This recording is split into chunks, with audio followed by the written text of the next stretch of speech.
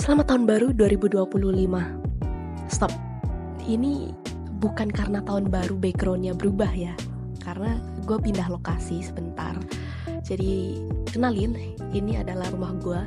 Ini kamar gue secara pribadi di sini. Jadi mungkin vibes-nya sedikit berbeda. But anyway, tahun baru ini kalian udah bikin resolusi apa belum? Atau kalian udah bikin vision board juga?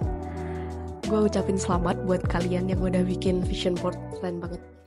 Hai masa depan, kenalin nama gue Talea, welcome to Catatal. Basically di channel ini aku menceritakan tentang self-improvementku yang setidaknya bisa menjadi pencerah di antara sedikit. Aku yakin di FYP kalian udah full sama yang namanya gimana journaling tahun ini, gimana vision board yang akan dibuat tahun ini, sampai resolusi di tahun ini.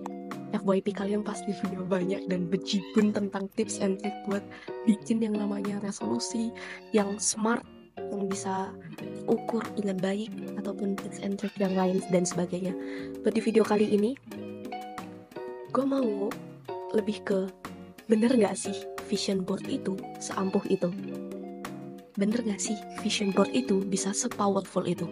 So mari kita buktikan dengan pengalaman gue yang udah gue alamin selama kurang lebih dari tahun 2016. Berarti kita sekarang udah sampai hampir ya 8 tahun lebih lah ya. Jadi gini ceritanya, gue itu udah mulai untuk membiasakan diri memvisualisasikan sesuatu itu dari tahun 2016, yang which is gue itu dulu waktu zamannya SMP. Dan gue mau cerita beberapa visualisasi gue yang benar-benar terrealisasikan, dan itu bikin gue kayak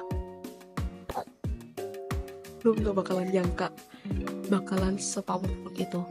Gimana bisa mendapatkan sesuatu yang cuman di angan-angan, like halu, tapi it's getting real and it's totally terjadi.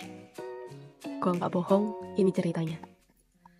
So visualisasi pertama yang pernah gue alamin adalah ketika gue di tahun 2016 itu, gue harus cerita dari mana ya? Intinya adalah tahun 2016 adalah tahun dimana gue suka banget dengan yang namanya musik. Musik, terkhususnya itu ada di musik orkestra dengan alat musik gesek gitu. Gue gak tahu kenapa gue terlalu obses banget sama yang namanya musik. Jadi dulu gue sebelum SMP, dari SD itu gue udah dikasih kelas itu kayak piano, gitar, vokal, dan yang paling nempel itu adalah alat musik bersenar. Gue bisa gitar, dan di SMP itu gue pengen kayak nanti gue SMA pengen masuk sekolah musik deh gitu. Berbekal dari itu saja gue ngomong ke orang tua gue pengen masuk sekolah musik yang ada di Jogja gitu. Singkatnya seperti itu. Dan gue tuh udah mulai mengumpulkan semua visualisasi yang dulu itu sebenarnya gue gak paham kalau itu namanya vision board.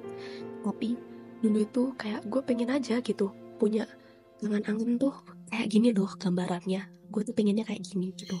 Gue gak paham kalau itu adalah bener-bener powerful itu untuk dijadikan sesuatu yang bener-bener terjadi gitu. Gue gak paham, tapi gue punya rasa yang bener-bener menggebu-gebu, saking addicted, atau bukan addicted ya, saking kepinginnya itu kayak semua yang berbau tentang musik itu aku kumpulin semuanya, mulai dari kayak scoring, bikin musik itu kayak gimana, terus jadi dirijen, konduktor itu kayak gimana, di dalam orkestra itu kayak gimana, sampai pemainnya.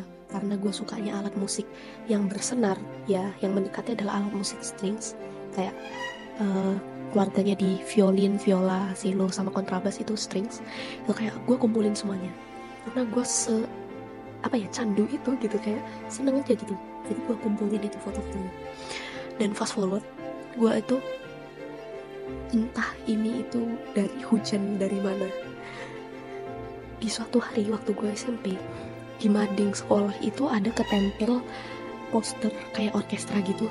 Mata gue kan langsung tertuju gitu ya, apaan nih gitu, kapan ini tanggal mainnya, loh kok ada di sekolah dia mainnya. Jadi itu kayak semacam lembaga sosial dari Jepang, orkestra gitu, itu punya kayak semacam kolaborasi sama beberapa universitas yang ada di Malang lah, setahu gue tuh kayak gitu. Dan kebetulan ya adalah dia main di sekolah gue. Kayak dari sekian sekolah yang ada di Malang, dia mainnya ke sekolah gue gitu.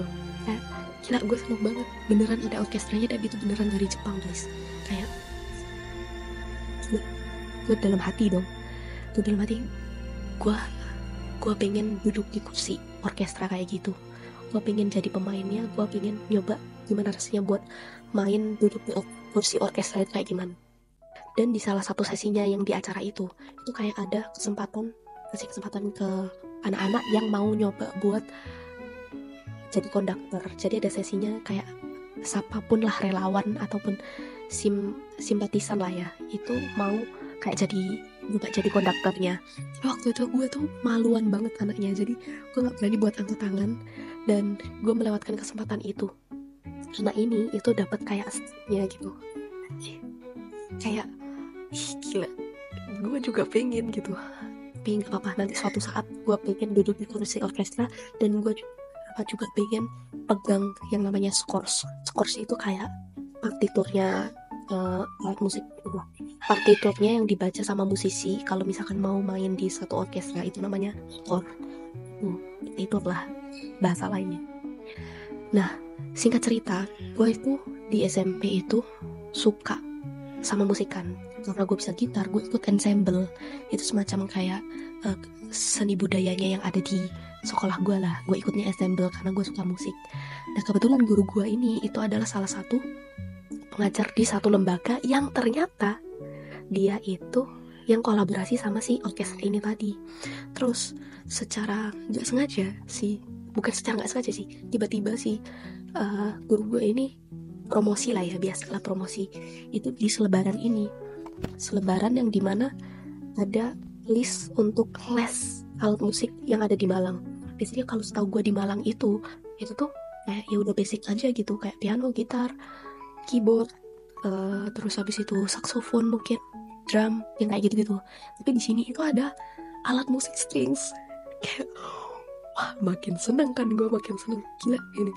Terus dengan berbekalkan brosur itu tadi, gue kasih lah ke orang tua gue kasih kayak semacam pitching gitu lah. Apa ya pitching itu kayak kasih tahu, ma, ini ada brosur nih dari guruku, kayaknya kalau les musik seru kali ya, kan nanti kalau misalkan mau sekolah musik masa cuman belajarnya gitar aja, nanti nggak ada alat musik yang jadi majorku gitu kan. Terus habis itu lah, kalau mau dari yang situ mau yang apa, gue langsung nunjuk cello. Cello itu kayak apa ya, suaranya itu tebel, bisa tinggi, range suaranya tuh besar gitu loh. Itu jadi kayak tertarik, dan bodinya itu hampir mirip sama gitar, jadi gue pilihlah cello waktu itu. Dan berbekalkan brosur itu tadi, gue ngomong ke orang tua gue, ya udah deh coba aja cello gitu, cello. Terus habis itu tuh acara yang tadi yang ada di sekolah gue itu kalau nggak salah di bulan Maret, dan di bulan Mei gue memutuskan untuk ikut les karena udah di-approve sama orang tua gue. Nah, gue seneng kan ketika udah di-approve kayak gitu. Terus kayak tapi nggak ada alat musiknya, karena guru gue itu kayak ngomong kalau misalkan emang mau ditekunin, diseriusin, itu ya baiknya latihan juga di rumah. Kalau nggak latihan di rumah tuh susah, karena alat musiknya ini kan nggak ada ya di Malang yang jualan. Jadi waktu itu orang tua gue tuh kayak diem-diem buat beliin si cello ini tadi itu secara online. Terus habis itu kayak seminggu gue les, seminggu depannya selonya udah datang. Nah, gue punya bukti. Ini teks selo gue.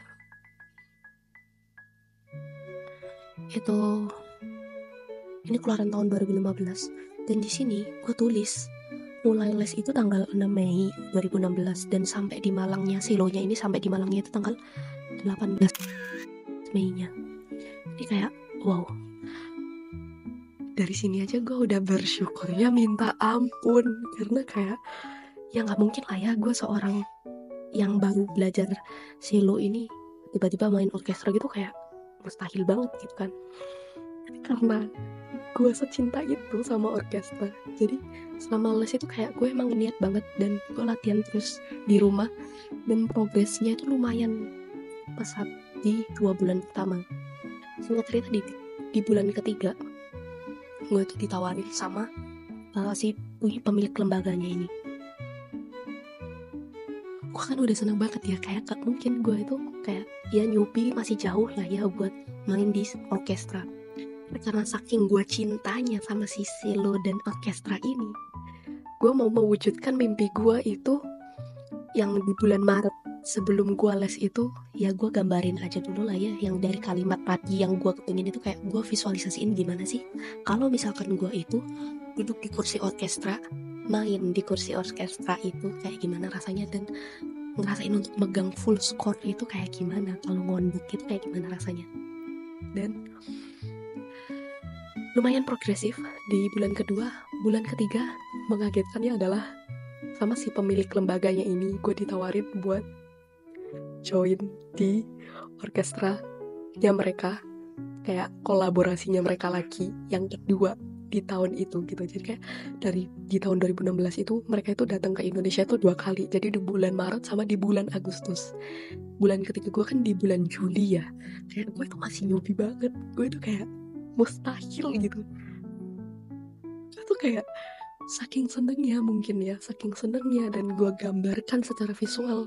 Dan ketika itu kayak gue ngerasa semesta itu benar-benar dengerin apa yang gue pengenin gitu loh. Benar-benar atraktifnya itu sekuat itu, sampai hitungan bulan aja udah langsung terrealisasikan gitu. Ya singkat cerita, gue nggak nolak sama sekali meskipun gue masih newbie. At least gue bisa lah mainin kayak yang dasar-dasarnya aja gitu kan. Jadi gue nggak lupa kalau yang ini di tahun 2016 14 Agustus itu adalah hari dimana gue ikut orkestra untuk pertama kalinya sepanjang sejarah hidup gue. Dan itu rasanya lega banget.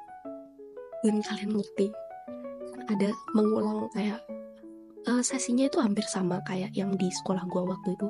Jadi si para pemain orkestra Jepangnya ini main, terus habis itu ada sesi di mana si kayak sukarelawan untuk jadi konduktor gitu kan, kayak kasih kesempatan gimana rasanya jadi konduktor gitu kan. Itu tercapai di hari yang sama, di tanggal 14 itu.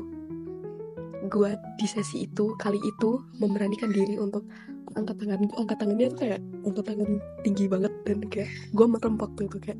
Terus habis itu gue ditunjuk dari sekian banyak yang orang yang angkat tangan, gue ditunjuk untuk pegang full score. Dan di hari itu so obviously gue udah ikut latihannya yang emang bener-bener wadidaw banget. Jadi gue pulang sekolah jam 3 jam 4 gitu, terus habis itu di jam 6 ya gue lanjut buat latihan sampai jam 10 malam. Itu perjuangan parah, tapi itu worth it parah untuk mimpi gue duduk di kursi orkestra di tanggal 14 Agustus 2016. Ini sedikit cuplikan videonya.